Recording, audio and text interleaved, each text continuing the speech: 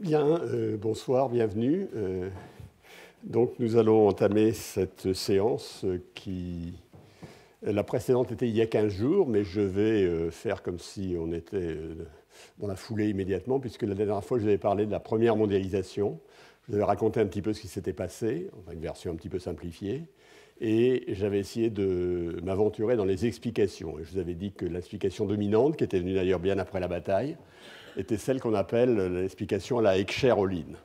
Et j'avais commencé à vous la présenter. Je vous avais...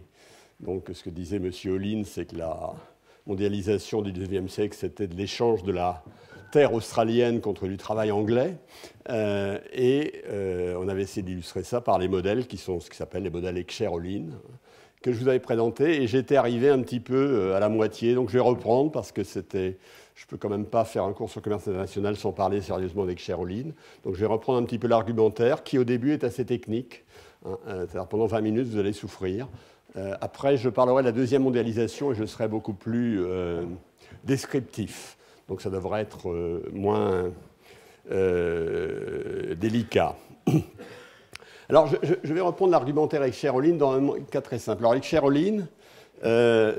c'est un monde dans lequel il y a deux biens et deux facteurs. Les deux biens, on leur donne des noms différents, c'est souvent le textile et le blé. Les deux facteurs, aussi on leur donne des noms différents, ça peut être la terre et le travail ou le capital et le travail. En fait, ce qu'il faudrait mieux, c'est que je vous explique, c'est que j'introduise la version avec trois facteurs, qui est un peu moins simpliste, c'est-à-dire dans lequel il y a de la terre, du travail et du capital. Le message n'est pas totalement différent, même assez semblable, mais c'est beaucoup plus difficile de faire des dessins, donc je vais me limiter au cas de 2. D'ailleurs, une des leçons que je vous donne ex ante, c'est que cette théorie du commerce international est extrêmement simpliste d'une certaine manière. Je dirais qu'elle est extrêmement puissante d'une autre manière, mais le monde dans lequel il y a deux biens, deux facteurs et deux pays, dans lequel nous allons entrer, n'est pas un monde facile à comprendre. Et il est évidemment beaucoup plus facile à comprendre que le monde réel, qui est beaucoup plus compliqué. Donc, pour l'instant, on se donne comme objectif de comprendre ce monde dans lequel il y a deux biens, deux facteurs, et tout à l'heure, on aura deux pays. Alors, deux biens... Eh bien, je vais d'abord, je vous introduis un peu les diagrammes de façon plus simplifiée que la dernière fois. Vous avez deux facteurs, l'un c'est le travail et l'autre je l'appelle le capital. Et je vais supposer dans un premier temps que le travail et le capital, le bien numéro 1, et les facteurs sont utilisés, sont des facteurs complémentaires. C'est-à-dire pour fabriquer le bien numéro 1, une unité de bien numéro 1, c'est ici l'isocante de la fabrication du bien numéro 1, j'ai besoin d'une certaine quantité de capital et d'une certaine quantité de travail. Si j'ai plus de capital ou plus de travail, ça ne me sert à rien. C'est de la production à facteur complémentaire. De même, pour fabriquer le bien numéro 2, donc ça c'est le bien numéro 1. Pour fabriquer le bien numéro 2, j'ai besoin aussi de capital, mais beaucoup moins. Là, c'est l'isocante de Q de 2 égale 1. J'ai besoin de beaucoup moins de capital et de beaucoup plus de travail. La première remarque, c'est que dire qu'un bien requiert plus de capital pour être fabriqué qu'un autre n'a absolument aucun sens. Dire par contre que le rapport capital sur travail est plus élevé pour un bien que pour l'autre a un sens tout à fait indépendamment de la façon dont je mesure le bien. Et donc vous voyez que le bien qui c'est ici 1 requiert plus de capital que de travail, il est plus intensif en capital, et le bien numéro 2 est plus intensif en travail. Alors dans ce monde très simple, imaginons que je suis une économie, je suis dans ce monde très simple, qu'est-ce que je peux faire, étant entendu que je vais faire l'hypothèse que la quantité de facteurs dont je dispose, qui est donnée exogène dans le modèle Heckscher-Ohlin, la quantité de facteurs dont je dispose, est exactement cette quantité de facteurs. Imaginons que j'ai beaucoup de capital, peu de travail, et que la quantité totale soit représentée par ce vecteur. Ce que je peux faire, je peux certainement fabriquer une unité de bien 1, puisque avec ce vecteur, par définition, j'ai dit que je pouvais fabriquer une unité de bien 1. Donc dans l'espace où je vais faire l'ensemble de que j'appelle l'ensemble de production globale, c'est-à-dire dans lequel je vais essayer de décrire ce que je peux fabriquer compte tenu des technologies disponibles et compte tenu des dotations factorielles dont je dispose, je peux certainement fabriquer une unité de bien 1. Qu'est-ce que je peux fabriquer en termes d'unité de bien 2 ? En termes d'unité de bien 2, vous voyez bien qu'il me faut beaucoup moins de capital et plus de travail relativement. Donc la seule chose que je peux faire, c'est ne pas utiliser tout mon capital, n'utiliser que ceci, et utiliser tout mon travail. Et donc j'aurai une quantité de bien 2 qui est une quantité de bien 2 qui est mesurée par ce petit segment-là, hein, rapporté à ce grand segment, puisque avec le grand segment, je peux produire une unité. Donc la quantité de bien 2 que je peux produire est très faible. Entre les deux, ça va linéairement, hein, simplement parce que ma seule manière de procéder, c'est de ne pas utiliser tout mon capital, hein, et d'utiliser qu'une partie du travail. Donc voilà ce que je peux faire si ma notation factorielle est ceci, hein, qui me permet de fabriquer une unité de bien 1, hein, si elle est intensive en capital et avec la bonne proportion. Qu'est-ce que je peux faire si maintenant je suis dans un autre pays? Là, c'est dans un pays déterminé, voilà ce que je peux faire. Dans un autre pays, ma notation factorielle est exactement ceci. C'est exactement le vecteur de capital et de travail que j'ai mentionné ici. Qu'est-ce que je peux faire? Je peux fabriquer une unité de bien 2, par définition. Combien de bien 1 puis-je fabriquer? La même chose. Hein. Pour fabriquer du bien 1, il me faut du capital que je n'ai pas. Donc si je mets tout mon capital dans la fabrication de bien 1, je vais mettre ici. La quantité de bien 1 maximale que je peux fabriquer, elle est relativement faible. Comme la quantité de bien 2 que je pouvais fabriquer tout à l'heure était relativement faible. Donc ce que je peux faire dans cette économie, dans cette nouvelle économie qui est différente, dans laquelle il y a beaucoup moins de facteurs, le ratio capital sur travail est tout à fait différent, ce que je peux faire, c'est ceci. Alors, ceci, si vous étiez là la dernière fois, de vous rappeler une chose, parce que ceci, ça ressemble au diagramme que j'avais donné pour illustrer ce que j'avais appelé l'argumentaire ricardien.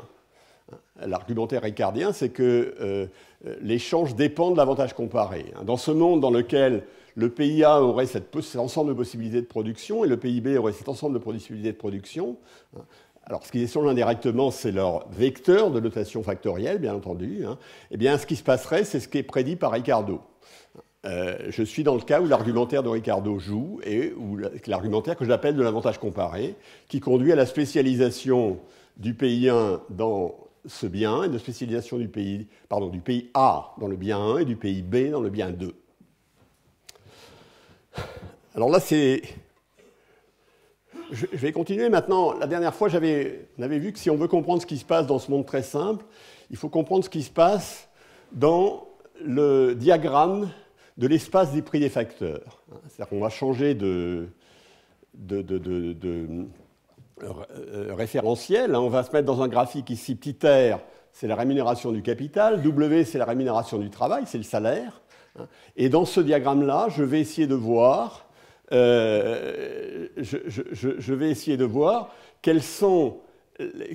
comment les prix dépendent des prix des facteurs.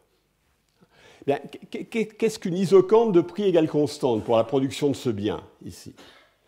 Eh bien, c'est quelque chose qui me dit que R, la quantité de capital associée ici, plus W, la quantité de travail associée ici, est égale à une constante.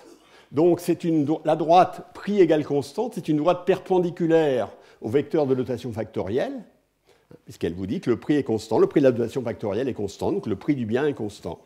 Et donc voilà, pour le prix du bien 1 égale constante, voilà, j'ai une ligne comme ça. Par exemple, ça c'est la ligne prix du bien 1 égale 1. La même chose pour le prix du bien 2. Mais naturellement, pour le prix du bien 2, mon vecteur de notation factorielle nécessaire, il est ici. Si je veux que le prix du bien 2 soit constant, il faut que je me promène le long de la perpendiculaire à ce vecteur de notation factorielle dans l'espace RW. Et d'ailleurs, donc ça, c'est une isocante, prix du bien 2 égale constante. En voilà une autre, prix du bien 2 égale constante, mais plus élevée, etc. Donc ça, c'est je dirais, c'est les fondamentaux du raisonnement. Alors, ce que j'avais présenté la dernière fois, c'est dans un monde un peu plus compliqué. Mais dans ce monde un peu plus compliqué, je vais regarder ce qui se passe dans le primal, comme tout à l'heure, c'est-à-dire dans l'espace dans lequel il y a les productions ont lieu, et dans le dual, c'est-à-dire l'espace dans lequel je raisonne sur les prix et les prix des facteurs. Alors, et donc, je vais me mettre dans un monde toujours à deux biens, deux secteurs, deux facteurs. La seule différence la seule différence avec le raisonnement que je viens de présenter, c'est que les facteurs sont substituables. C'est-à-dire qu'au lieu d'avoir des exigences absolument strictes dans les rapports de production des facteurs, dans les rapports des facteurs dont j'ai besoin pour produire une unité de bien, j'ai des choses variables. Donc, c'est-à-dire que si j'ai beaucoup de capital, eh bien, je peux produire, et un peu de travail, je peux produire ça, c'est une isocante de la production du bien. Et vous voyez que si j'ai moins de capital, je peux le remplacer par du travail. Il y a une substitution. Alors évidemment, ce n'est peut-être pas une substitution au niveau élémentaire, c'est peut-être une substitution au niveau agrégé. Hein, fait la théorie de l'agrégation, on voit des choses comme ça. Hein.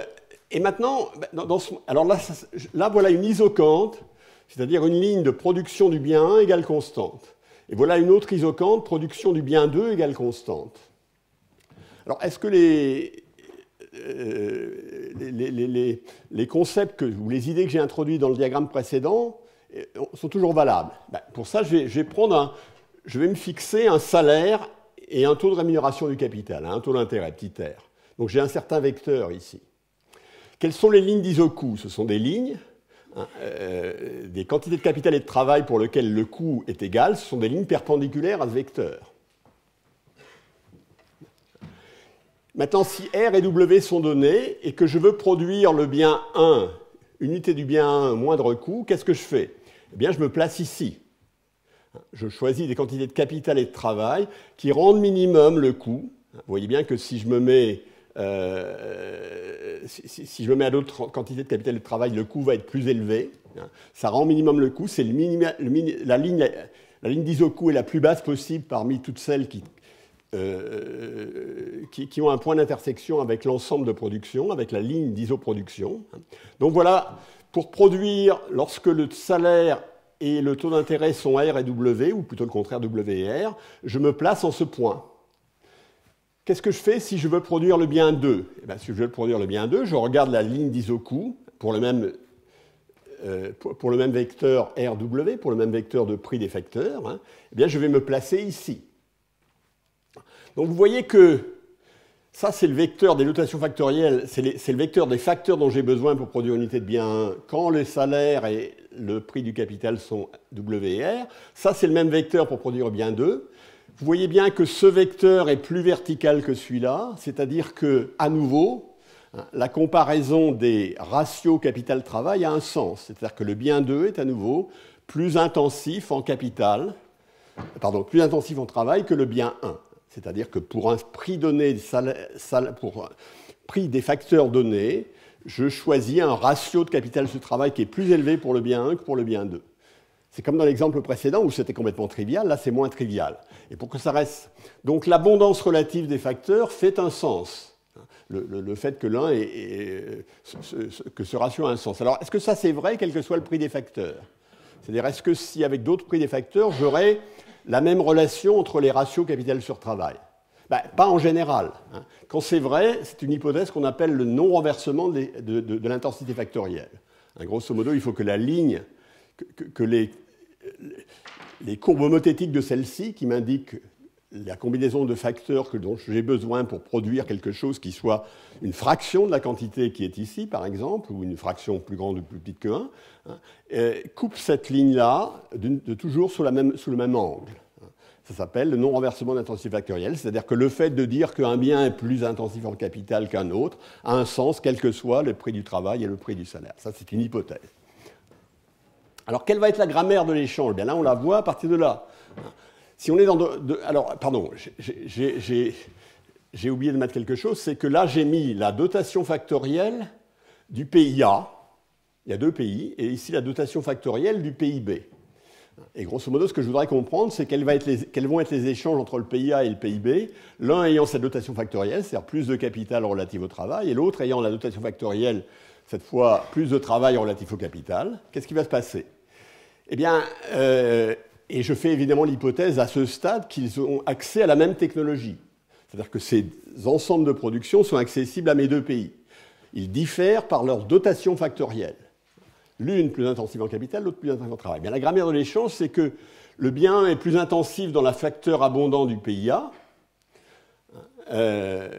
qui est le capital, et le bien 2 est plus intensif dans le facteur abondant du pays B, qui est le travail. Et l'intuition, c'est qu'on a avantage à produire le bien le plus intensif dans le facteur abondant. C'est-à-dire que le pays A a intérêt à produire le bien le plus intensif au capital et le pays B le bien le plus intensif au travail. C'est ça l'intuition qu'on va essayer de décliner un peu mieux. Alors, pour la décliner un peu mieux, il faut d'abord comprendre ce qui se passe dans ce monde simple quand on est un seul pays. Qu'est-ce qui va se passer dans un seul pays? Eh bien, dans un seul pays, la première chose, c'est qu'on va se passer dans l'espace des prix des facteurs. Alors accrochez-vous un peu, là on est... et dans l'espace du coût des facteurs, donc je mets R, le taux de rémunération du capital, W, le salaire. Hein, et là, qu'est-ce que c'est que cette ligne-là? Ben, c'est une ligne qui me dit que c'est le prix du bien 1 égale constante. Tout à l'heure, le prix du bien 1 égale constante, c'était une droite, je vous avais dit. Maintenant, ça va être une ligne qui a cette forme-là. Pourquoi elle a cette forme-là? C'est un résultat standard de la théorie de la production, hein, elle a ça, sur laquelle je ne vais pas revenir. Et maintenant, vous avez une deuxième courbe qui est celle qui me dit, ça c'est une courbe, le prix du bien 2 égale constante. Hein, cette courbe-là, cette courbe plus accentuée, me dit que c'est la combinaison des RW qui me donne un prix du bien 2 égale constante, une certaine constante. Alors ces deux courbes se coupent. Et vous voyez bien qu'au moment où elles se coupent, on doit avoir la propriété suivante, c'est-à-dire que le vecteur qui est ici, qui est perpendiculaire, qui est normal, à la courbe d'isocoût du prix du bien 1, eh bien ce vecteur doit être proportionnel au vecteur des quantités factorielles disponibles dans ce pays. Pardon, des quantités factorielles nécessaires pour la production de ce bien 1 pour ce salaire RW. Pourquoi? Parce que si je bouge aux autour de RW, si je bouge un petit peu RW, de telle sorte que la valeur des facteurs que j'utilise pour produire au moindre coût ne bouge pas, eh bien, je peux toujours produire au moindre coût. Je peux rester sur la courbe d'indifférence. Donc, ce vecteur-là, ici, c'est un vecteur qui est collinéaire au vecteur des facteurs dont j'ai besoin pour produire du bien 1 de façon optimale lorsque le couple de prix est W et R. De même ici, ce vecteur-là, qui est perpendiculaire à cette courbe d'isoprix pour le bien 2, est proportionnel au vecteur de facteurs dont j'ai besoin pour produire au moindre coût ce bien 2 lorsque les prix sont R et W. C'est ce que j'avais dans ma première version. Simplement, ce vecteur ne bougeait jamais dans la première version. C'était des droites. Ici, là, il bouge tout le temps. Il bouge tout le temps pour les raisons que j'ai indiquées tout à l'heure. Hein. Et le cône qui est placé ici, alors vous voyez bien ici que le bien 1 est plus intensif en capital, puisque le vecteur que je mets ici, ces composantes, c'est quantité de travail, une quantité de capital. C'est ce dont j'ai besoin pour produire une unité de bien. Donc ce bien est plus intensif en capital, le vecteur perpendiculaire est plus vertical, et ce bien 2 est plus intensif en travail, parce que le vecteur perpendiculaire requiert moins de travail, m'indique qu'il faut moins de travail. Alors ça, il y a une gymnastique qui n'est pas complètement évidente, il faut passer du primal au dual, que je vous indique ici. Alors maintenant, comment on va voir l'équilibre dans cette économie? L'équilibre dans cette économie, il faut que le vecteur des dotations factorielles de l'économie, que j'ai mis en pointillé ici, soit entre les deux vecteurs qui sont ici. Puisque le premier m'indique, si les prix dans l'économie sont ceux qui sont ici, j'ai besoin pour fabriquer une unité de bien 1 au moindre coût de quelque chose qui est proportionnel à ceci. Pour fabriquer une unité de bien 2 au moindre coût, j'ai besoin de quelque chose de proportionnel au moindre coût. Il y a ici. Si je veux fabriquer les deux biens, il faut que j'ai des dotations factorielles qui soient dans le cône qui est donné. Ça s'appelle le cône de diversification. Alors après, là on est resté dans le monde de la production. Maintenant, où va être l'équilibre? Ça dépend.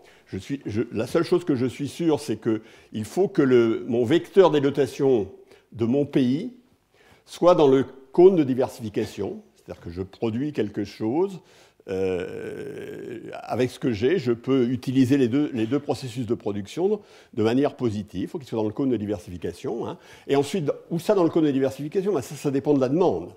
La demande, je n'en ai pas parlé ici, il y a une demande dans cette économie, on demande plus ou moins de bien 1, plus ou moins de bien 2 selon son prix. Les prix de bien 1, bien 2 dépendent des prix des facteurs. Donc il va falloir mettre tout ça dans la balance pour savoir où on va se placer le long de cette courbe, étant entendu qu'à l'équilibre, il y aura un taux petit r, un rendement du capital, de l'équilibre, et un salaire d'équilibre, mais qui va refléter également les conditions de la demande. Voilà ce qui se passe au niveau d'un pays. Alors maintenant, qu'est-ce que c'est que le commerce dans X-Shareholding? Alors ça va être un peu compliqué, mais imaginons qu'on ait deux pays cette fois. On a deux pays et je vais imaginer provisoirement qu'il y a mobilité des facteurs, c'est-à-dire que tout le monde vient dans le même pays. Je suis comme dans l'économie de tout à l'heure. Elle a accès aux mêmes technologies que l'économie de tout à l'heure. Qu'est-ce que la chose qui a changé? Ben, c'est simplement le vecteur de dotation du monde est différent du vecteur de dotation de chaque économie. Donc, j'aurais, alors évidemment, à l'équilibre du monde, dans lequel, si j'avais mobilité des facteurs, j'aurais le cône de diversification qui sera là, qui à nouveau est endogène, c'est quelque chose qui est déterminé à l'équilibre, le cône de diversification, sa position exacte est déterminée à l'équilibre, et la dotation mondiale en facteurs doit être dans le cône de diversification. Ça, et ça va me donner l'équilibre du monde. Tout le monde bouge, le capital, le travail bouge, et on vient, on utilise des technologies. Il y a un équilibre qui dépend de la demande. Et ça, c'est l'équilibre avec mobilité des facteurs. Alors, est-ce que cet équilibre peut être obtenu sans mobilité des facteurs, cet équilibre-là? Ben, il est facile de voir. La réponse est très simple. Oui. Si les vecteurs de dotation factorielle de chacun des pays, qu'est-ce que c'est la dotation factorielle du monde? C'est un vecteur de dotation factorielle, ça vous dit combien de capital et de travail vous avez dans le monde. C'est la somme de deux vecteurs de dotation factorielle de chacun des pays. Combien de capital et de travail vous avez dans chacun des pays. Ben voilà, ça c'est ce que vous avez dans le premier pays, ça c'est ce que vous avez dans le second pays, ce que vous avez dans le monde. Ici, la somme les vecteurs de dotation factorielle de chacun des pays sont dans le cône de diversification de l'équilibre avec mobilité. Ben, c'est aussi l'équilibre sans mobilité.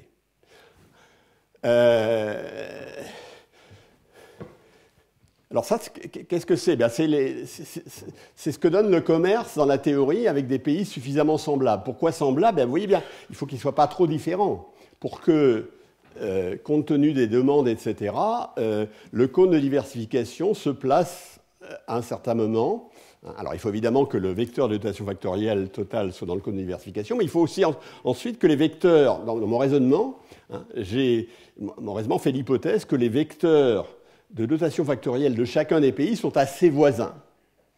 Donc ça suggère que ça, c'est l'optimum, c'est l'équilibre sans mobilité.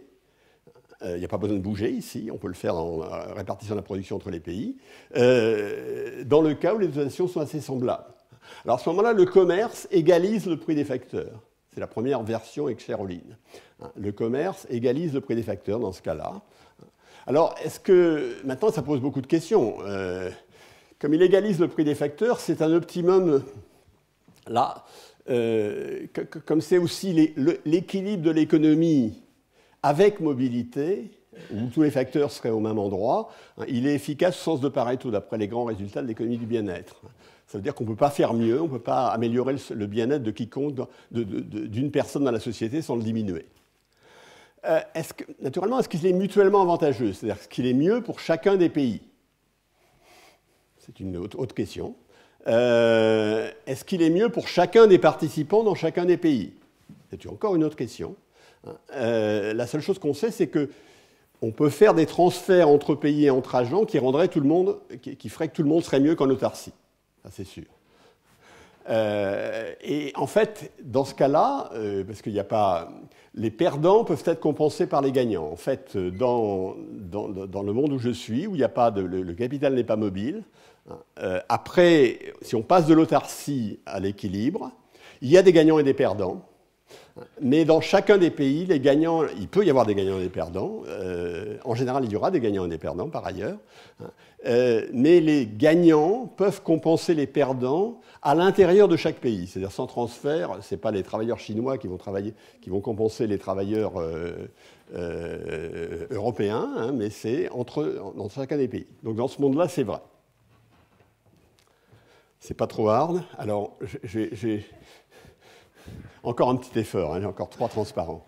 Alors là, je montre simplement la logique de ce qui est ici. Ici, là, j'ai la production du bien 1, la production du bien 2. Et là, j'ai ce que peut faire le pays qui... alors, le bien est intensif en capital. Ce que peut faire le pays qui a des dotations factorielles abondantes en capital. Ben voilà, c'est par ici. Ça, c'est ce que peut faire le pays qui a des dotations factorielles abondantes en travail. Donc, et lui, il produit le bien 2. Alors là, c'est le point de spécialisation, c'est-à-dire le pays A produit du bien 1, le pays B ici produit du bien 2. Voilà ce qu'on peut produire dans le monde, s'il y a spécialisation. Et dans ce monde où les pays sont suffisamment semblables, ce que l'on peut produire avec les facteurs immobiles, bien entendu, hein, mais ce que l'on peut produire dans le monde, ce qu'un planificateur bienveillant et omnipotent pourrait faire produire, c'est cet ensemble, est limité par cet ensemble que vous avez ici. Alors comment je construis cet ensemble? Par exemple, le point qui est là, c'est la somme de la production de bien 1 si le PA produit du bien 1 et du bien 1 si le PIB produit du bien 1. Par contre, des points qui sont ici sont des points qui correspondent à des productions dans chacun des pays. Par exemple, dans le pays B, c'est une production qui est ici. Dans le pays A, c'est une production ici. Il y a le même système de prix implicite et donc ça conduit à une zone qui est ici. Cette zone domine la spécialisation. Vous êtes dans un monde où si les gens échangent avec des facteurs immobiles, il y a toute une zone qui est dominée, où la spécialisation que j'avais indiquée est dominée. Et donc ce qu'on peut faire dans le monde, c'est ceci. Alors qu'est-ce qui va se passer dans le monde maintenant avec facteurs immobiles? Ça peut être n'importe quoi sur la frontière. Ça dépend des préférences. Ça peut être quelque chose ici. Et dans ce cas, que c'est ici ou ici, il y aura égalisation du prix des facteurs. Ou ça peut être quelque chose ici. Si le monde aime beaucoup le bien 2, ex post, il se peut que malgré tout, le PIB a intérêt à spécialiser dans le bien 2 et il n'y aura pas égalisation du prix des facteurs. Donc ça, c'est un peu vue de l'ensemble du monde, c'est un peu ce qui se passe à nous amener probablement dans cette zone-là. Il est plausible qu'on aille dans cette zone-là si on est dans ce monde-là. Alors maintenant, on va revenir au cas. Alors le problème, c'est que ce que dit Escherolin, ce n'est pas essentiellement ça. Ce qui disait l'intéressant pour le 19e siècle, c'est que ça conduit à l'égalisation du prix des facteurs ou à la spécialisation. Donc les forces, c'est soit égalisation du prix des facteurs, soit spécialisation. Alors là, je vous ai fait un diagramme qui est un peu métaphorique, parce que je voudrais l'appliquer à l'Australie et à la Grande-Bretagne, dont je fais fabriquer du blé. Et on peut fabriquer du blé ou du textile. Si vous fabriquez du blé, alors là, je mets dans l'espace grand R W. W, c'est le salaire. Grand R, c'est la rente foncière. Là, je triche un peu parce qu'il me faudrait vraiment 3 biens pour expliquer l'affaire. Si je veux expliquer ce qui se passe entre la Grande-Bretagne et l'Australie, il me faut évidemment la terre, c'est important. Il me faut évidemment le travail, c'est important. Il m'en faudra probablement plusieurs catégories, mais enfin une seule, ça irait. Et puis, il me faut évidemment le capital. Et là, je fais l'hypothèse que j'en ai que 2, qui sont la terre et le travail. Donc, en particulier, pour produire du textile, je dis que j'ai besoin de terre, ce qui ne paraît pas d'une grande évidence. J'ai besoin d'un tout petit peu de terre, mais moins que ce que je raconte ici. Alors, Alors maintenant, je vais regarder. Je suppose que l'Australie et l'Angleterre ont les mêmes technologies. Et je mets dans l'espace grand R W de la rente foncière, c'est le prix de la terre, et du prix du travail, W.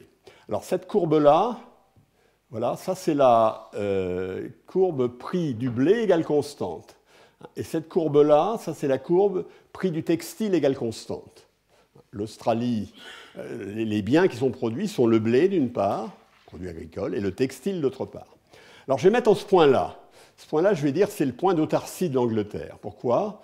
La rente foncière est très élevée et le salaire est bas. Alors en fait, si les ouvriers anglais étaient plus productifs, le fait qu'ils soient bas, ce serait le salaire, je pourrais le multiplier par quelque chose. Il ne faut pas le prendre au sens strict du terme.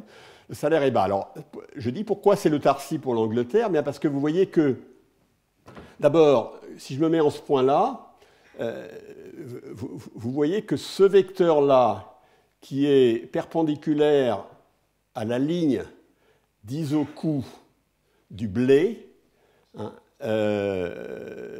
est plus intensif en terre que ce vecteur qui est perpendiculaire à la ligne d'isocoût du textile, qui est plus intensif en travail. Vous voyez que cette ligne-là est plus verticale que cette ligne-là.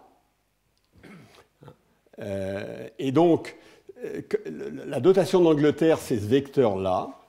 Et ce vecteur-là, il y a peu de terre. Vous voyez que c'est un vecteur où il y a peu de terre. Il est très, et il y a beaucoup de travail. Et à l'autarcie, évidemment, il doit être dans le cône de diversification. Donc ça, c'est l'autarcie pour l'Angleterre. Un prix élevé de la terre, un prix relativement faible pour le travail, qui reflète le fait que l'Angleterre ait peu de terre et beaucoup de travail. Alors, ce serait mieux avec le capital, hein, dans l'occurrence. Maintenant, où est l'autarcie pour l'Australie? L'autarcie pour l'Australie est par ici. Par ici, qu'est-ce que c'est? Le prix du blé est égal à 1, ça c'est ma normalisation, il n'y a absolument aucun problème. Hein. Et le prix du textile, là, est beaucoup plus élevé. Vous voyez, j'ai une courbe, une isocoût du prix du textile qui est beaucoup plus élevé. Au point d'intersection, vous voyez que grand R est faible, la rente foncière est faible, et W est très élevé, parce que j'ai peu de travail, hein, j'ai peu de salaire, donc W est très élevé. Alors maintenant, la dotation, le vecteur de dotation d'Australie, c'est le vecteur bleu qui est ici. Ça, c'est le vecteur de la dotation d'Australie, et vous voyez bien qu'il est dans le cône de diversification. Alors d'abord, c'est un vecteur qui est très vertical, c'est-à-dire que l'Australie a beaucoup de terre et peu de travail. Et il est dans le cône de diversification, puisque ici, la perpendiculaire à l'isocoût du blé, c'est ça, et la perpendiculaire à l'isocoût du textile, c'est ça. Hein. Évidemment, ça, la perpendiculaire à l'isocoût du blé, qui est le vecteur nécessaire pour produire une unité de blé dans ces conditions, implique beaucoup plus de terre que de travail. Donc voilà, ça c'est l'autarcie. Hein. Donc grand R est beaucoup plus élevé en Angleterre qu'en Australie, parce qu'il y a beaucoup de terre, et en Angleterre, il y en a peu. Qu'est-ce qu'elle va être l'équilibre de spécialisation? L'équilibre de spécialisation, je prétends que ça va être ceci, c'est-à-dire que l'Angleterre va produire uniquement du textile. Donc l'Angleterre, le RW va venir ici. Le vecteur de dotation de l'Angleterre va être perpendiculaire à la courbe d'isocoût du textile, comme ceci. Et qu'est-ce qui va se passer? Bien,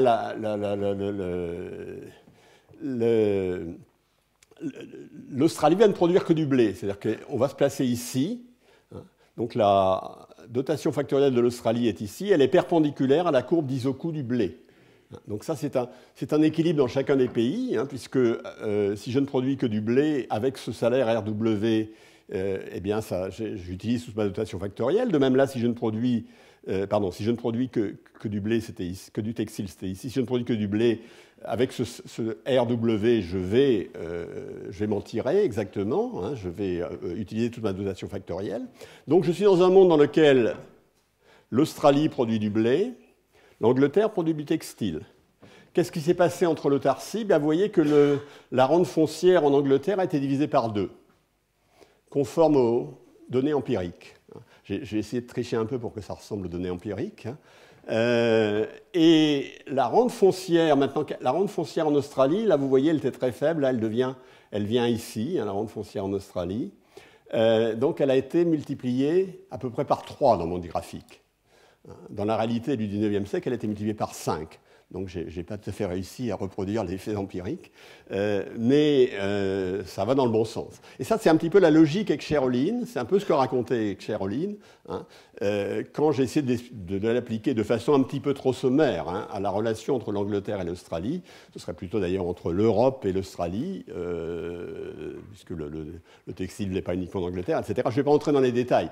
Simplement, le deuxième partie du message avec Sherolin, c'est le commerce conduit à la spécialisation et les pays se spécialisent dans la production du bien pour lequel, dans lequel leur facteur abondant est le plus intensif. Toujours difficile à dire, mais ça fait ça. Alors qu'est-ce qui se passe maintenant au niveau du monde? Voilà, au niveau du monde, hein, l'Angleterre et l'Australie. Ça, c'est l'Angleterre, elle peut faire beaucoup de textile, mais pas beaucoup de blé. Hein, et l'Australie peut faire beaucoup de blé et pas beaucoup de textile. Leurs ensembles de production sont très différents. Donc, ce que peut faire le monde, c'est marqué ici. Dans ce que peut faire le monde, la spécialisation est un point efficace. Alors, est-ce que l'équilibre du monde, ça va être de se placer ici, comme je l'ai dit tout à l'heure, hein, c'est mon diagramme, ou est-ce qu'il va être de se placer ici ou de se placer ici? Je n'en sais rien. Ça dépend évidemment des demandes relatives de chacun des biens. La demande des biens étant à l'arrière-plan de la demande des facteurs. Alors vous allez arrêter de souffrir. Je vais pas, on souffre encore pendant une diapositive, hein, et après après je parlerai de choses que je ne connais pas, donc ce sera beaucoup plus agréable. Et donc, il y a Stolper-Samuelson. Stolper-Samuelson, c'est un théorème qui vous dit ce qui se passe quand vous commercez et que ça change les prix des biens. Comment ça va changer les prix des facteurs? Alors, on est dans un monde, il y a des caractéristiques locales. Le bien 2 est plus intensif en travail. Alors, je reviens au travail et au capital. J'étais passé à la terre et au travail. Je reviens au travail et au capital. Ici, j'ai le salaire. Et ici, j'ai le taux de rendement du capital, enfin le taux d'intérêt ou la rentabilité du capital, etc. Alors là, j'ai le bien 1. Vous voyez, ça, c'est la courbe d'Isoku du bien 1. Et ici, j'ai la courbe d'Isoku. Alors, j'aurais dû la mettre un peu plus. Elle est pratiquement rectiligne. Je voulais pas. C'est par paresse que je l'ai mise pratiquement rectiligne parce qu'elle ne devrait pas recouper l'autre. Qui, voyez-vous, est plus pentue. Donc, ça veut dire, si vous vous mettez en ce point-là, le bien 1. Et si vous regardez le vecteur perpendiculaire, et que vous interprétez le vecteur perpendiculaire comme le vecteur des quantités de facteurs dont vous avez besoin pour produire au moindre coût lorsque les prix sont R et W, le bien 1, eh bien vous voyez que celui-ci est comme ceci et celui-ci est plus comme ceci. C'est-à-dire que le bien 2, le bien 1 est plus intensif en capital, sa normale est plus verticale, et le bien 2 est plus intensif en travail. Sa normale, la courbe d'Isoku est plus horizontale. Ce que je dis tout à l'heure. Alors il faut s'y plonger un peu, ce n'est pas complètement trivial, mais on arrive à se persuader que c'est juste. Et maintenant, je vais me demander qu'est-ce qui va se passer si j'augmente le prix du bien 2. Le prix du bien 2, initialement, il est là, et je le fais passer ici. Le prix du bien 2 augmente parce qu'il y a plus de demandes pour le bien 2. Le prix relatif, il s'agit du prix relatif. Le prix du bien 1 est constant dans mon FR, mais c'est simplement une question de normalisation. Eh bien, je viens ici. Qu'est-ce qui se passe quand je viens ici? Bien, vous voyez que le prix a augmenté de combien? Je peux mesurer de combien il a augmenté en regardant la longueur qui est... Vous voyez, en regardant les courbes d'Isoku. La première courbe d'Isoku coupe cette droite ici, la deuxième courbe d'Isoku coupe cette droite, la même droite ici. Donc, l'augmentation du prix du bien, ça a été ceci. Elle est visualisée par ce segment. Elle est proportionnelle à ce segment, d'une certaine manière. Quelle était l'augmentation du prix des facteurs? Bien, le salaire a augmenté de cette valeur qui est ici à la valeur qui est ici. C'est-à-dire beaucoup plus. Ça, c'est le théorème de Stolper-Samuelson. Quand le prix d'un bien augmente, le pouvoir d'achat du facteur le plus intensif en ce bien s'accroît. C'est-à-dire si le prix du bien intensif en travail augmente, le pouvoir d'achat du salaire s'accroît plus que proportionnellement. C'est donc un théorème sur les effets distributifs. Et par ailleurs, il est vrai aussi que l'intensité de ce facteur décroît, mais ça c'est à peu près trivial. Évidemment, c'est un théorème qui vaut dans un monde à deux biens, naturellement, mais qui indique pourquoi les effets distributifs ne sont pas mineurs. Et pourquoi ils ne sont pas mineurs, même dans le cas d'égalisation du prix des facteurs. Il vaut aussi dans le cas d'égalisation du prix des facteurs, ce théorème. Donc le commerce, dans la mesure où il modifie les prix des biens, va aussi modifier les rémunérations relatives des facteurs, dans ce monde où les technologies sont les mêmes dans les deux pays, va modifier de façon très significative. Et donc, il y a des gagnants et des perdants. La terre est gagnante en Australie, le travail en Grande-Bretagne. Et là, j'ai indiqué le résultat. Alors c'est vraiment au cœur de la vision Escher-Ohlin du monde. Je vais y revenir tout à l'heure. Maintenant, on va passer à des choses dans lesquelles il n'y aura plus d'équations, donc je vous rassure. Et on est quand même à peine à la moitié, enfin on est juste à la moitié, donc vous aurez encore vous aurez le temps de vous relaxer. Alors qu'est-ce que c'est le retour sur le message et ses limites? Alors d'abord, le message, c'est un message qui est issu de la réflexion sur la première mondialisation. Je vous avais dit, les gens ont vécu dans le monde de la première mondialisation sans bien se rendre compte de ce qui se passait. Ou plutôt, les gens dans le monde réel se rendaient assez bien compte. Si vous regardez les débats, en fait, les débats intellectuels, les gens s'en comprennent. Mais les économistes, non. Les économistes ont commencé à faire une théorie de la première mondialisation qui tienne la route avec Escher-Ohlin, et c'est 1920. Alors, donc c'est un message à la fois relativement sophistiqué et fort. Et malgré tout, il n'est pas si simple que ça. C'est relativement complexe. Comprendre ce monde à deux biens, deux facteurs, deux pays, ce n'est pas si simple que ça. Et encore, on n'est pas allé trop loin parce qu'on n'a pas trop regardé la demande. Donc, il y a plein d'effets qu'on a laissé passer. J'ai mis l'accent sur les effets qu'on peut comprendre facilement. Alors, qu'est-ce qu'il dit, ce message? Eh bien, il dit des choses sur la nature des gains à l'échange. Je reprends ce que disait Ohlin dans le texte que je vous avais donné la dernière fois. L'apparence du commerce, c'est l'échange de biens. La réalité, c'est l'échange des facteurs. Ce qu'on échange, c'est la terre australienne contre le travail anglais. Ça, c'est vraiment le truc. Et donc, le commerce est un substitut à la mobilité des facteurs. Ça, c'est plutôt le message Escher. Alors, soit c'est un substitut parfait, c'est-à-dire qu'il fait la même chose que la mobilité des facteurs, dans le cas où il y a égalisation des prix des facteurs, mais ça, ce n'est vrai que si les pays sont assez semblables. Si les pays ne sont pas assez semblables, ça ne va pas se passer comme ça. Le substitut va être imparfait, hein, et donc il y aura intuitivement exportation du bien intensif dans le facteur abondant.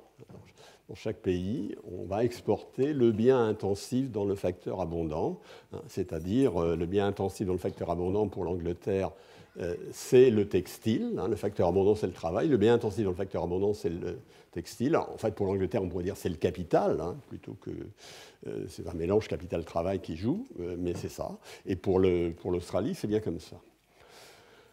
Et dans le message, il y a des tendances à la spécialisation. Hein. Le commerce conduit à la spécialisation dès lors qu'il n'est pas entre des pays extrêmement semblables. Deuxième teinture du message, c'est qu'il y a des effets distributifs lourds du commerce. Hein. Ça, c'est quelque chose qui est... les économistes n'aiment pas beaucoup Stolper-Samuelson parce qu'il met l'accent sur les problèmes distributifs. Les économistes aiment bien penser que l'économie, c'est quelque chose où on peut redistribuer les gains. Hein. Deuxième théorème de l'économie du bien-être. Et là, c'est un endroit où il y a des gains globaux, si on croit la théorie, mais on peut, pour les redistribuer, il y a quand même quelques questions. Il y a des gagnants et des perdants, c'est conflictuel. Donc, mais les effets distributifs sont assez bien maîtrisés dans ce monde. Leur sens est assez facile à comprendre. Alors, il y a des effets volume. Alors, en ce qui concerne les effets volume, est-ce qu'ils sont bien déterminés? Ben oui, en cas de spécialisation, ils sont bien déterminés. L'Angleterre se met à faire que du textile et l'Australie ne produit que du blé. Les effets volume sont assez clairs. En cas d'égalisation du prix des facteurs, ils ne sont pas du tout bien déterminés. Dans mon petit dessin que j'ai fait là-bas, si j'avais essayé de partir de l'autarcie et voir quels étaient les effets volume, j'aurais beaucoup souffert, parce que ça dépend vraiment des demandes relatives pour chacun des biens, de tas de choses compliquées. Donc les effets volume ne sont pas du tout bien évidés, bien clairs en cas d'égalisation du prix des facteurs. Alors évidemment, vous allez me dire, c'est un modèle de capacité explicative limitée, ce que je ne vais pas contester. Il y a deux biens, deux facteurs, c'est peu. J'aurais pu mettre deux biens, trois facteurs, deux pays. Il y a pas mal de choses que je peux faire sans grande difficulté, que je ne ferai pas aujourd'hui, mais que j'avais l'intention de faire aujourd'hui, mais ça aurait été trop lourd au point de vue analytique. Hein. Je peux mettre du progrès technique, je peux mettre des coûts de transport, je peux mettre des rendements croissants. Ce n'est pas très difficile, ça ne change pas fondamentalement la nature du message. Une limitation claire, c'est que les dotations factorielles sont exogènes. Implicitement, je raisonne à stock de capital donné. Alors, que la terre soit... que le facteur terre soit en quantité donnée, ça va de soi. Encore que je n'ai absolument pas tenu compte, mais je l'ai mis sur un de mes transparents, je n'ai pas commenté. Je n'ai pas tenu compte du fait que les terres avaient des qualités différentes, qu'il y avait une rente différentielle sur la terre, bien entendu. Et évidemment, je n'ai pas beaucoup de perspectives dynamiques. Et donc, mes limites évidentes, c'est l'explication de la croissance. Ce qui s'est passé au XIXe siècle, il y a eu beaucoup de croissance en Angleterre, et pas mal de croissance en Europe. Il y a eu une certaine croissance aux États-Unis. Il y a des pays qui ont au contraire complètement périclité, en particulier un certain nombre de pays de la périphérie, comme l'Inde, etc. Donc, l'explication de la croissance, ce n'est pas terrible. Et puis, il y a eu une inadéquation qui a augmenté, hein, en particulier après la guerre. Leontief a fait des travaux montrant que la quantité de capital, les biens importés par les États-Unis étaient plus capital intensifs que ces biens exportés, alors que les États-Unis sont évidemment riches en capital. Donc, il y a une certaine... scepticisme sur la vision Escher-Ohlin, sur laquelle je reviendrai un peu plus loin, à partir de 1945. Alors je dis que malgré tout qu'il a des performances honorables pour le XIXe siècle. Hein. En particulier, je vais reprendre un peu la discussion qu'il y a dans un livre que je vous conseille qui s'appelle Globalization and History par Williamson et O'Rourke de 1999, qui est entièrement consacré à la globalisation du XIXe siècle. Et d'où ils prétendent que le modèle Escher-Ohlin explique assez bien, et ils m'ont convaincu, donne une lecture assez fine de l'économie politique comparée, de l'opposition entre les libre-échangistes et les protectionnistes. Débat qui a culminé en France vers les années... Mais aussi, grosso modo, ce débat existait aux États-Unis bien avant, mais en Europe, il est arrivé vers 1880, c'est-à-dire 20 ans après le traité Cobden-Chevalier. Et grosso modo, l'Europe continentale est passée au protectionnisme, mais l'Angleterre, le Danemark et la Hollande sont restés libre-échangistes. Je crois que c'est un peu ce qui s'est passé. Mais il y a eu beaucoup de débats. Si vous regardez, c'est extrêmement vivant. Et ce que racontent les gens, ça ressemble à de l'économie à la Heckscher-Ohlin. C'est pas sans lien. Alors, d'après Williamson et O'Rourke, je vais donner deux, trois coups de flash. Alors, point de vue de la Grande-Bretagne. Alors, premièrement, la Grande-Bretagne, c'est un gagnant de la mondialisation. Ils ont supprimé les lois sur les céréales, c'est les lois de douane sur les céréales, de façon unilatérale. Et ils ont maintenu cet unilatéralisme jusqu'au début du XXe siècle, où alors il y a eu des gros débats en Angleterre sur ce sujet. Alors pourquoi grosso modo, pourquoi ils ont été des gros gagnants? Parce qu'ils avaient une industrie qui était plus avancée et plus proche de la frontière technologique, comme on dirait aujourd'hui, que les autres. Et ils ont transféré pas mal de main-d'œuvre rurale vers le secteur agricole. Donc la rente foncière a beaucoup diminué. C'était un pays dans lequel les propriétaires fonciers étaient politiquement faibles. Et il y avait une faible main-d'œuvre dans l'agriculture. Donc le fait qu'abaisser le prix des produits agricoles soit bon pour les... soit bon pour les travailleurs de l'usine, c'est aussi quelque chose qui allait relativement de soi. Donc il y a peu de doute que vous regardiez Heckscher-Ohlin ou des choses ou autre chose, il y a peu de doute que vous ne parveniez pas à la conclusion que l'Angleterre était gagnante. Mais elle est gagnante aussi dans une logique tout à fait Heckscher-Ohlin. Alors en Allemagne, il y a eu une coalition des propriétaires terriens et de l'industrie qui, vers 1880, a conduit à un retour à un protectionnisme assez accentué, c'est Bismarck. Alors dans l'industrie, il y a des arguments, si vous regardez les choses un peu plus près, il y a des arguments pour dire que les gens ne sont pas homogènes, que l'industrie lourde était évidemment soumise à une concurrence dans l'Angleterre très forte, mais que pour d'autres segments de l'industrie, c'était un peu différent. Donc, en fait, cette coalition se divisera. Et ça, c'est aussi dans la logique Heckscher-Ohlin assez bien. Bon, j'avais parlé autrefois des États-Unis, où le Sud est exportateur de produits agricoles, libre-échangiste, et le Nord protectionniste. Alors, il faudrait discuter un peu plus, j'y reviendrai peut-être lorsque je parlerai des migrations vers les États-Unis. Alors, qu'est-ce qui s'est passé sur les syndicats? Alors, les syndicats et les mouvements socialistes sont en général libre-échangistes. C'était absolument le cas en Angleterre, où les raisons pour lesquelles il était étaient tout à fait claires. Mais avec des variations. Ce n'est pas le cas, par exemple, avec des variations, je vais parler des États-Unis, qui reflètent les conditions particulières dans une logique assez Heckscher-Ohlin. En particulier, en France, il y a beaucoup d'hésitations. Il faut dire que 51% de la main-d'œuvre est dans l'agriculture. C'est-à-dire que si vous ne mettez pas de tarifs douaniers, c'est bon pour les propriétaires fonciers. C'est pas bon pour les propriétaires fonciers, mais c'est pas bon non plus pour les gens employés dans l'agriculture. Et ça diminue aussi la demande ça diminue la demande dans l'agriculture, ça diminue la demande pour la main-d'œuvre en général. Donc, en fait, si vous regardez le débat politique français au niveau des syndicats et du mouvement socialiste, les gens sont divisés. Et évidemment, et c'est vraiment lié à cette perspective. Et ceci, avant 1892, date des lois Méline. Alors, je ne résiste absolument pas à vous donner cette citation de Jaurès, de mars 1887. Je vous conseille le petit livre, d'ailleurs, qui s'intitule « Qui a intérêt au protectionnisme ?», dans lequel sont les interventions de Jaurès à la Chambre sur ce sujet. Je déclare que je ne suis pas un ennemi du régime protecteur, seulement qu'il faut qu'il soit entouré de certaines mesures de justice sociale. En fait, les positions de Jaurès sont assez ambiguës parce qu'il dit qu'il ne veut absolument pas favoriser les propriétaires fonciers qui sont déjà assez favorisés, mais qu'il veut aider les ouvriers agricoles et les ouvriers. Et il est vraiment incertain sur sa ligne intellectuelle. D'ailleurs, ce qu'il propose est une forme sous des noms très différents, une forme de protection douanière, mais je dépasserai le temps dont j'ai besoin pour expliquer ça. Alors maintenant, on va passer de la première à la deuxième mondialisation. Il me reste 10 minutes, alors je vais aller peut-être vite. Alors, les déterminants comparés, je ne vais peut-être pas comparer. Hein, la deuxième mondialisation est un début timide après la Deuxième Guerre mondiale. C'est tout ça part un peu de 1947. Il y a une accélération après 70-80, avec une internationalisation des échanges. Alors là, 2 épisodes. Hein, le miracle japonais, qui part des années 60 et qui culmine vers un peu avant 90, et la montée en puissance des dragons asiatiques, un peu sur la même période.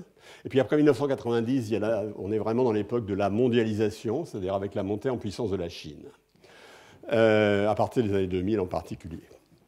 Alors quels sont les déterminants? C'est la libéralisation du... Premier déterminant, c'est un peu comme au 19e siècle, mais l'importance des déterminants est un peu inverse. Au 19e siècle, il y avait d'abord les transports, et ensuite la libération des échanges.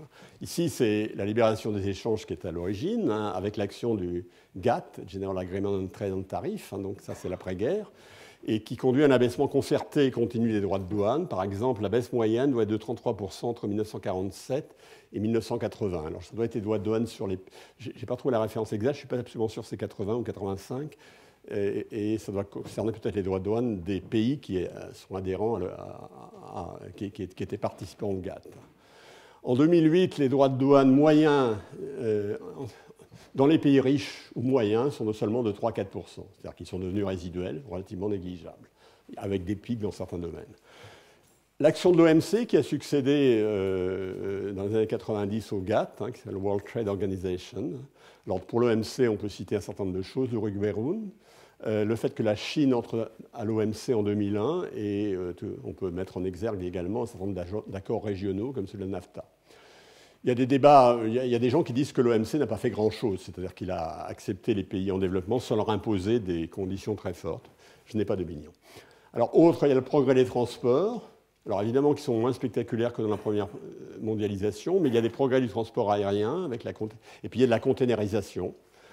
Et puis il y a les technologies de l'information, autres, qui sont plus de services échangeables, et ceci renforcé par un accord, cette fois, qui relève de la libéralisation, Information Technology Agreement de 1996. Alors, les formes de l'extension du commerce. Le volume alors, vous pouvez regarder dans plusieurs directions, de plusieurs perspectives. La premièrement, c'est le volume des échanges, hein, en regardant les parts d'import sur le PIB. Il y a un exercice fait pour 16 pays, alors qui sont plutôt des pays développés, par Madison en 1995, où il calcule les échanges sur le PIB. Pour ces 16 pays, la moyenne était en 1870 de 5,9, en 1913 de 8,2, en 1950 de 5,2, donc on est revenu un peu à 1870, et en 1990 de 13. Donc ça semble faire un parallèle entre la première mondialisation et celle-ci. En fait, c'est un peu trompeur parce que la part des services dans le PIB a beaucoup augmenté. Aujourd'hui, elle n'est pas loin de 2/3, si j'ai bien compris. Enfin, Pierre-Noël Jouvreux nous parlera un petit peu de ça tout à l'heure. Et donc, si c'est le cas, 13%, ça correspond en fait à peu près 40% du PIB hors service. Ça veut dire que sur la partie du PIB hors service, il y a une part des exportations grande par rapport à cette partie du PIB, donc une phase forte influence. Bon, le marché des capitaux qui se mondialise depuis 80, j'en avais parlé longuement l'an dernier, j'ai fait plusieurs cours là-dessus. Alors il a des financements plus... Alors il s'était beaucoup développé au XIXe siècle également. Mais il a aujourd'hui des financements plus divers. Hein. Au XIXe siècle, les capitaux français et anglais finançaient une série d'infrastructures éventuellement dans les pays neufs. Et aujourd'hui, c'est beaucoup plus divers. Il y a des flux croisés plus divers. J'ai vu quelque part qu'il y avait 1500 milliards de dollars de flux journaliers sur le marché d'échange. Je n'arrive pas à y croire. Je me suis peut-être trompé, mais c'est ce qui est dit. Ce qui est évidemment une autre dimension, hein, qui est le problème de la mondialisation financière, dont je ne veux pas parler ici. Alors, ce à quoi on a assisté, c'est par contre une diversification des partenaires et des modalités de l'échange. Alors, le commerce nord-nord était prépondérant jusqu'à... Alors, nord-nord, j'utilise la métaphore, hein, le nord, le sud, ce n'est pas d'une précision totale, mais je crois que ça évoque bien... ce que j'ai en tête. Il est prépondérant jusqu'à 80, 4/5 du commerce total en 1995. Par exemple, les pays de l'Union européenne, 75% de leur commerce est interne à l'Union européenne. Mais il y a une montée du commerce nord-sud, avec l'exemple de l'Inde et de la Chine, qui en 2008 exportent 25% de leur PIB, et 60% de leurs exportations sont vers les pays à haut revenu, ce que j'appelle les PED ici. Et il y a aussi une croissance, alors ça c'est une nouveauté, sud-sud, la part export des pays à revenus moyens vers les pays à revenus moyens ou faibles est passée à 46%.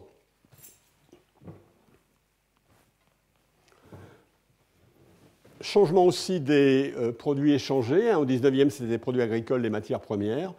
Fin du 20e, il y a d'une part le commerce intra-industrie entre pays développés. Et j'ai pris dans un document où il y avait 9 catégories de produits. Je ne suis pas tout à fait... N'étant pas spécialiste de ça, je ne suis pas... je ne vais pas commenter trop longuement, mais enfin, grosso modo, les secteurs dans lesquels il y a des exportations nettes positives pour les pays à bas revenus, c'est les agricultures, les matières premières, mais aussi, depuis récemment, les chaussures et le textile, qui sont exportés vers les pays à haut revenu. Pour la Chine et l'Inde, il faut ajouter l'électronique et les autres biens marchands, exportés vers les pays développés. Alors pour les pays à haut revenu, il y a produits chimiques, machines et équipements de transport qui sont positifs. Je vais passer sur les autres faits stylisés. J'en dirai peut-être un mot si j'ai le temps de regarder le... je voudrais mettre maintenant l'accent sur ce qui nous touche relativement plus directement, qui va nous ramener avec Cheryl, c'est les échanges nord-sud. Ce qu'il y a de nouveau, hein, c'est qu'aujourd'hui, l'insertion dans le commerce mondial est une stratégie de développement. C'est une stratégie de... Alors c'est comme l'Angleterre au XIXe siècle, elle avait rompu unilatéralement les lois sur les céréales. Hein. Là, c'est stratégie de développement pour la Chine, etc. Évidemment, c'est une rupture avec les stratégies de protection adoptées autrefois, adoptées dans les années 50. Mais malgré tout, si vous regardez ce que fait la Chine, les dragons asiatiques, c'est plutôt mercantiliste, au sens qu'on donnait à ce terme dans ce pays ou dans d'autres pays, que libre-échangiste. C'est une assez forte intervention de l'État. C'est vrai pour les dragons. C'est vrai pour la Chine, je ne suis pas le meilleur spécialiste pour en parler. Alors maintenant, le commerce nord-sud. Hein. Alors il est entre délocalisation et dégroupage des tâches. Et ça, ce que va dire Pierre-Noël Giraud va faire écho à ça de façon beaucoup plus informée que moi. Il y a des problèmes de délocalisation, il y a des problèmes d'un secteur, des délocalisations d'une fonction, hein, je pense au centre d'appel, au centre informatique. Hein, et il y a des groupages des tâches, c'est-à-dire l'apparition de segmentation de la production par ce qu'on appelle en anglais offshoring. Ça veut dire que les étages de production intensifs au travail non qualifié sont délocalisés dans des pays à bas salaire. Exemple la Chine, dans lequel vous avez des usines d'assemblage dans lesquelles les gens envoient les composants, on assemble et on fait revenir ici. On fait revenir dans les pays développés. Juste une question, hein, dans ces cas-là, que mesurent les exportations ? Puisque la chose qui compte, c'est la valeur ajoutée entre le moment où j'ai introduit les produits et le moment où je les ressors. Donc les exportations sont des indicateurs relativement ambigus de l'échange international. Évidemment, la mondialisation du XXIe siècle, le grand dégroupage, point d'interrogation. Hein. Alors il faut bien voir qu'on va voir apparaître la firme sans frontières, hein, qui est vraiment un vecteur de la mondialisation. C'est vrai dans la segmentation. Et en fait, les échanges intra-firmes constituent un tiers du commerce mondial. Ça, c'est un point relativement impressionnant. Et derrière, il y a une question essentielle qui est la dissémination du savoir technique. Vecteur, entre guillemets, la firme sans frontières. Je vais passer ça, c'est sur la Chine, mais je n'ai pas le temps de le dire. Ça montre que ça, c'est ce que les Chinois importent comme composants et ce qu'ils exportent. Hein. Donc la part de la valeur ajoutée chinoise a beaucoup augmenté. Ça, c'est ce qui faisait dans les jouets. Et ça, ce qu'il faisait dans les composants électroniques, je crois, ou dans les ordinateurs. Hein. Et vous voyez que la dynamique de spécialisation est telle qu'ils prennent des positions de plus en plus fortes dans les produits à forte valeur ajoutée. Bon, ceci va nous introduire, alors je vais passer là-dessus, hein, la question, qu'est-ce qui va se passer dans nos pays ? Ce que je vais dire, c'est Je pourrais donner là-dessus un certain nombre de statistiques. La question étant celle des effets sur l'inégalité dans le commerce sur l'inégalité dans le Nord, hein, mais on va en parler tout à l'heure. François Bourguignon en parlera la semaine prochaine de façon beaucoup plus informé que moi. Mais je termine en disant sur gestion 1.1. Alors, Aksheroline est-il périmé? Ce que je vous ai appelé sur Aksheroline, là je vais montrer un modèle. Ben, je veux dire, il est toujours présent dans l'interprétation, ce que je voudrais dire. Parce qu'il y a au fond deux interprétations de la mondialisation. Une qui c'est la version pessimiste pour le Nord. Ça, c'est Aksheroline avec égalisation du poids des facteurs. Nos salaires seront fixés à Pékin. C'est aussi le titre d'un livre d'un professeur de Harvard il y a quelques années. Et il y a la version optimiste pour le Nord, à nouveau. Hein. Au Nord, la production intensive ou progrès technique, ça c'est l'idée de spécialisation. On reprend avec Aksheroline. Et au Sud, les produits intensifs en travail non qualifié. Et tout va pour le mieux dans le meilleur du monde. Malheureusement, c'est un argumentaire qui est mis en question par les faits, en particulier par le diagramme que je vous ai donné tout à l'heure. Hein. Alors évidemment, la vérité est intermédiaire, mais où? Et naturellement, il faut noter que Aksheroline est partiellement dépassée. Pourquoi? C'est certainement, il faut faire sortir du 2-2-2 ou 2-3-2, hein, élargir le face-à-face des industries pour inclure la multiplication des biens. Deuxièmement, il faut mettre en avant le rôle des entreprises, beaucoup plus qu'il n'est dans ce modèle simpliste que je vous ai donné, où c'est les secteurs qui sont vraiment les acteurs. Mieux appréhender la logique de l'innovation. Et un pas dans cette direction est fait par ce qu'on appelle la nouvelle théorie du commerce international, que je vous expliquerai en 40 minutes la fois prochaine, ce qui est un peu rapide, mais qui vous donne quand même, j'espère, vous donnera l'essentiel. Hein. Mais ceci fait, nous restera la question, qu'on verra la fois suivante, que reste-t-il de Aksheroline? Alors, évidemment, je parle de Aksheroline amendée, on peut mettre du progrès technique, je vous l'ai dit, on peut mettre plein de choses dans Aksheroline, on peut mettre beaucoup plus de biens, etc. Hein. Et la question de savoir, c'est rien ou beaucoup, hein. Et je dirais que c'est pas mal. Voilà, merci.